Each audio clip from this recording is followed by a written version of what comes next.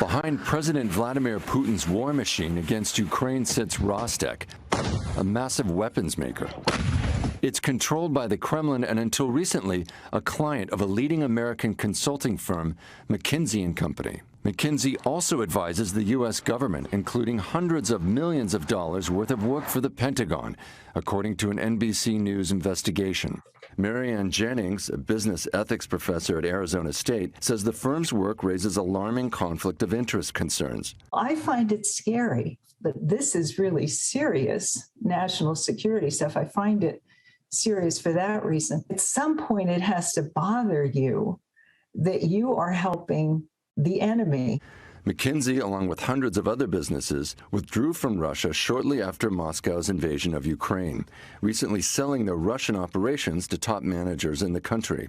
While a company spokesperson acknowledged in a statement to NBC News that it has worked with Rostec in the past, they say their work did not concern weapons systems.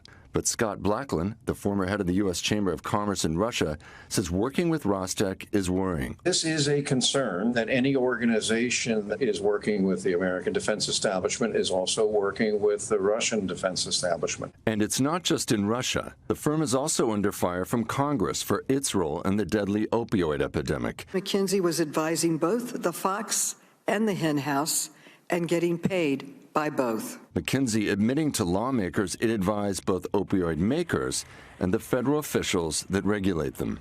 Clearly, McKinsey should not be setting strategy for both drug companies and the FDA.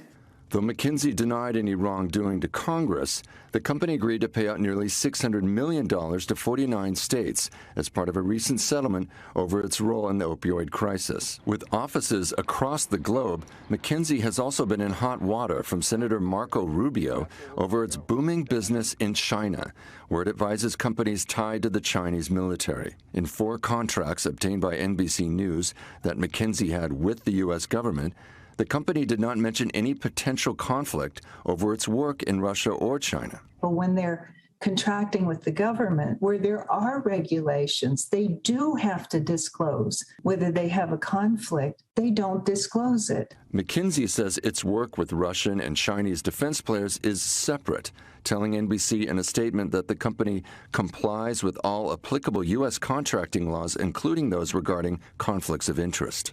Either way, no matter which way you turn, there are serious ethical issues with that. And you can't paint over it with, well, our contract with them was very limited. Well, that's not how consulting works. The firm's work for both the U.S. and its adversaries has lawmakers and experts questioning if McKinsey should handle sensitive government contracts. Dan Luce is joining us now behind that investigative piece. So, Dan, talk about, you mentioned right at the end of the piece there, what the ripple effects, what the domino effects are, could be more recently now as it relates to McKinsey's business dealings. That's right. The FDA now is saying that it will stop hiring McKinsey for consulting contracts pending the outcome of investigations into the role they played in the opioid epidemic. That comes after a flurry of criticism from Congress. And there are also questions over McKinsey's work to the point where a bipartisan group of senators are proposing legislation aimed at preventing conflicts of interest for companies like McKinsey. And then in Paris, French police have raided McKinsey's offices in part of an investigation for possible tax fraud. Thanks for watching our YouTube channel. Follow today's top stories and breaking news by downloading the NBC News app.